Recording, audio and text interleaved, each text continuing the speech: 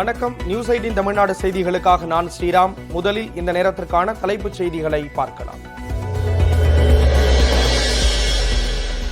பிரதமர் நரேந்திர மோடியை சந்தித்து மெட்ரோ ரயில் மற்றும் கல்வி நிதி கோரிய முதலமைச்சர் மு க ஸ்டாலின் 45 நிமிட சந்திப்பு இனிமையானதாக அமைந்ததாக பேட்டி.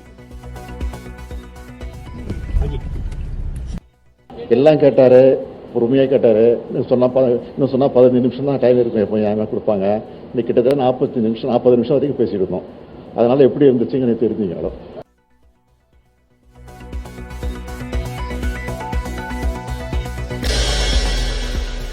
ஆட்சியில் பங்கு என பேசுவது விசிகவின் கொள்கையாக இருக்கலாம். தனது பேச்சுக்கு திருமாவளவனே விளக்கமளித்து விட்டதாக முதலமைச்சர் பதில்.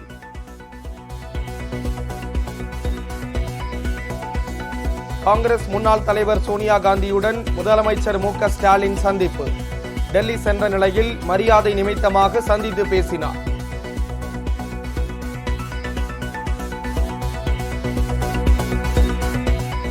டெல்லியில் மறைந்த மார்க்சிஸ்ட் கம்யூனிஸ்ட் பொதுச் செயலாளர் சீதாராம் யெச்சூரி இல்லத்துக்கு சென்று முதலமைச்சர் மு க ஸ்டாலின் மரியாதை.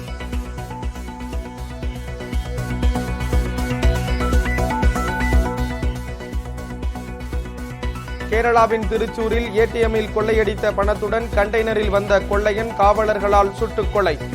நாமக்கல் மாவட்டம் குமாரபாளையத்தில் கண்டெய்னரை மறித்து மேலும் 2 பேரை பிடித்த காவலர்கள்.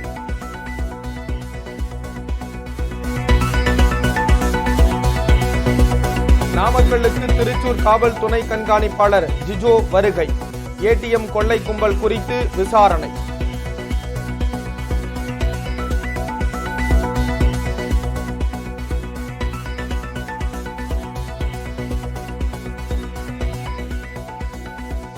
செங்கல்பட்டு, ராணிப்பேட்டை, வேலூர், காஞ்சிபுரம் உள்ளிட்ட 7 மாவட்டங்களில் இன்று கனமழைக்கு வாய்ப்பு.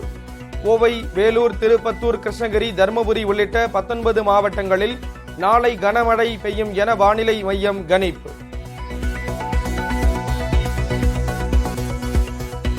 மாற்றுத்திறனாளிகளை அவமதித்ததாக கைது செய்யப்பட்ட மகாவிஷ்ணு ஜாமீன் கோரி சென்னை நீதிமன்றத்தில் மனு.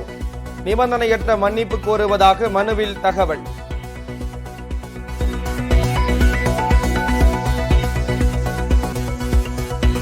உத்தரப்பிரதேசத்தில் பள்ளியின் வளர்ச்சிக்காக 2ஆம் வகுப்பு மாணவன் நரபலி கொடுக்கப்பட்டதாக புகார். பள்ளியின் இயக்குனர் உட்பட 5 பேரை கைது செய்து விசாரணை.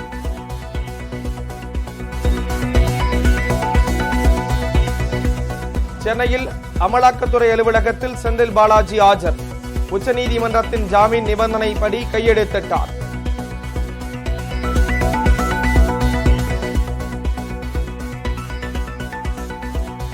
சட்டவிரோத செயல்களில் கைதாகி ஜாமீனில் வெளிவரும் திமுகவினருக்கு முதலமைச்சரே தியாகிகள் பட்டம் வழங்குவதாக எடப்பாடி பழனிசாமி காட்டம். செந்தில் பாலாஜியை மறைமுகமாக குறிப்பிட்டு அறிக்கை.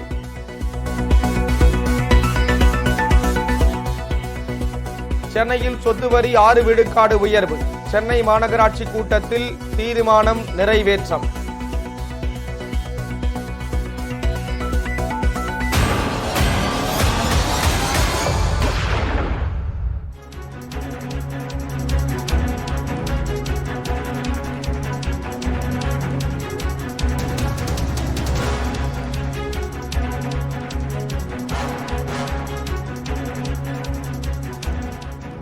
கேரளாவில் கைவரிசை காட்டிய ஏடிஎம் கொள்ளையர்கள் நாமக்கல்லில் சிக்கியது குறித்து சேலம் சரக டிஐஜி உமா விளக்கம் அளித்திருக்கிறார். அந்த காட்சிகளை பார்க்கலாம்.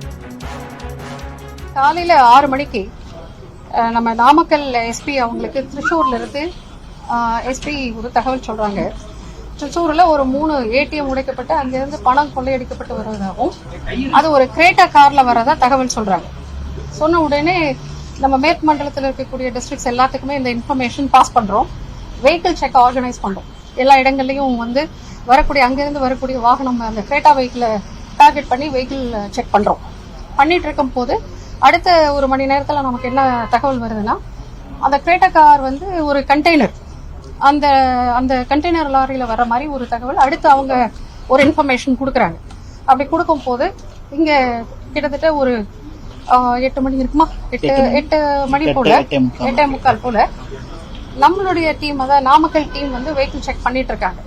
அப்படி பண்ண பள்ளிப்பாளையம் ரோடு அந்த பைபாஸ் ரோட்ல வந்து வெஹிக்கிள் செக் பண்ணிட்டு குமாரபாளையம் ரோட்ல வந்து அவங்க வெஹிக்கிள் செக் பண்ணிட்டு இருக்கும் போது ஒரு ஆர்ஜே ரெஜிஸ்ட்ரேஷன் கண்டெய்னர் லாரி நிக்காம போகுது. ஸோ நிக்காம போறதுனால அதை வந்து சேஸ் பண்றாங்க. சேஸ் பண்ணி வந்துட்டு இருக்கும் போது டுவர்ட்ஸ் சங்ககிரி போகுது. சங்ககிரி டோல்கேட் போயிட்டு அந்த டோல்கேட் இருக்கறனால திருப்பி அந்த வண்டி போன வழியிலேயே திரும்பி வருது.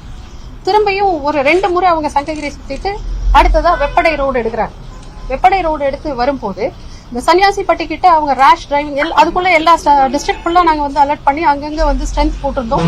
செக் பண்ணிட்டு இருக்கும் போது ரொம்ப ரேஷன் ரொம்ப வேகமாக அந்த வண்டியை ஓட்டி ஒரு 2 பைக்கு ஒரு கார் பப்ளிக்கோட பைக்கு கார் எல்லாத்தையும் அடிச்சு இந்த வண்டி வந்துட்டு இருக்கு. வந்துட்டு இருந்த உடனே நம்ம போலீஸ் அந்த வண்டியை நிறுத்தினதுக்கு அப்புறமா அந்த டிரைவரை இறக்கி அவரை செக்யூர் பண்ணிட்டு அந்த கேபின்ல வந்து ஒரு 4 பேர் கூட இருக்காங்க அந்த லாரியில அந்த கண்டெய்னர்ல அந்த 4 பேரையும் எடுக்கிறோம். அப்ப இது வந்து திருச்சூர்ல இருந்து வந்த வண்டி அப்படிங்கிறது நமக்கு ஓரளவுக்கு இன்ஃபர்மேஷன் கிடைச்ச உடனே இந்த வண்டியை சன்னியாசிப்பட்டில இருந்து நம்ம வந்து வெப்படை நோக்கி இந்த வெப்படை ஸ்டேஷனுக்கு நம்ம கொண்டு வந்துடலாம் அப்படின்னு சொல்லிட்டு நம்ம வர்றப்ப முன்னாடி ஒரு வெஹிக்கிள் அந்த வெஹிக்கிளை வந்து டிரைவர் ஜுமான் அப்படிங்கிறவர் தான் அவர் டிரைவ் பண்ணிட்டு வராரு. கூட நம்ம போலீஸ் வராங்க. முன்னாடி போலீஸ் பின்னாடியும் போலீஸ் போட்டு அந்த வண்டி வருது. அப்படி வரும்போது கண்டெய்னர் லாரி வந்து பின்னாடி வந்து ரொம்ப ஒரு டேமேஜிங் சவுண்ட் ஒரு சத்தம் கேட்குது. சத்தம் கேட்ட உடனே பின்னாடி இருக்கிற வண்டியை நிறுத்திட்டு டிரைவர்கிட்ட சொல்லி வண்டியை நிறுத்த சொல்லி அந்த கதவை திறக்க சொல்றோம். கதவை திறக்க சொல்லும் போது கதவை திறந்து பார்க்கும் போது 2 பேர் உள்ள இருக்காங்க. ஜுமான் வந்து வண்டியை அந்த கதவை கண்டெய்னருடைய கதவை அவரு தான் திறக்க முடியும். அவரு தான் திறந்து தராரு. திறக்கும் போது உள்ள இருந்து ஒரு ப்ளூ கலர் பேக்கோட இறங்கி குதிச்சு ஓடுறான். ஜுமான் நீ ஓடு அப்படிங்கிற மாதிரி அவனுக்கு சொன்னோடனே அவன் வேகமா ஓடுறான். நம்ம இன்ஸ்பெக்டர் பக்கத்துல இந்த வர ஒரு சின்ன ஒரு கொண்டி மாதிரி ஒரு வெப்பனை வச்சு கிழிச்சிட்டு அவரை தள்ளி விட்டுட்டு ஜுமான் பின்னாடி ஃபாலோ பண்றோம். எஸ்ஐ இதை பார்த்துட்டு எஸ்ஐ கூட இருந்தவர் போறாரு. அதுக்கப்புறமா இன்ஸ்பெக்டரும் ஃபாலோ பண்ணி போறாங்க. அந்த தோப்புக்காடு கீழே பாத்தீங்கன்னா துரத்திட்டு போகும்போது ஒரு ஓடை மாதிரி போகுது. அந்த ஓடையில இறங்கி ஃபர்ஸ்ட் போற அசருதீன் அப்படிங்கிறது ஃபர்ஸ்ட் ஓடிடுறாரு. அவர் பணப்பையோட ஓடுறாரு. ஜுமான் போனவர் வலிக்கு விழுந்துறாரு. அதை வந்து நம்ம எஸ்ஐ செக்யூர் பண்ண போறாரு. எஸ்ஐ வந்து அவன் அட்டாக் பண்ணிட்டு எஸ்ஐ தடுமாறி கீழே விழுந்துறாரு. விழுந்த உடனே ஜுமான் வந்து மீண்டும் அவரை வந்து அசால்ட் பண்ண போகும்போது இன்ஸ்பெக்டர் வந்து பின்னாடி ஃபாலோ பண்ணிட்டு வந்தவர் ஜுமானை சுட வேண்டியதாயிடுச்சு. அதனால அவர் சுட்டுறாரு. அதை தொடர்ந்து வந்து முன்னாடி போயிட்டு இருந்தவன் இந்த சவுண்டு கேட்டு திரும்பி பார்க்கும்போது இன்ஸ்பெக்டர் அவருடைய வெப்பன் காட்டி நில்லு சொல்றாரு. அவன் பணப்பைய கீழே போட்டு அங்க இருக்கக்கூடிய கல் நிறைய இருக்கு. அதை எடுத்து இன்ஸ்பெக்டர் நோக்கி வீசுறான். ஸோ முக்கியமான அக்யூஸ்ட் அப்படிங்கறனால இன்ஸ்பெக்டர் வந்து ஓடாம இருக்கிறதுக்காக அவன் காலில் வந்து சுட வேண்டியதை போட்டு அதனால அவர் சுட்டு இப்ப அவங்க 2 பேரையும் அவங்க நம்மளோட இதுல கஸ்டடிக்கு கொண்டு வந்தாச்சு. அவனை சுட்டு ஹரியானா மாநிலத்தைச் சேர்ந்த ஏடிஎம் கொள்ளையர்கள் தமிழகத்தில் பிடிக்கப்பட்டிருக்கக்கூடிய நிலையில் அது பேசுபொருளாகி இருக்கிறது. தொடர்பான காவல்துறையினுடைய விளக்கத்தை கேட்டோம்.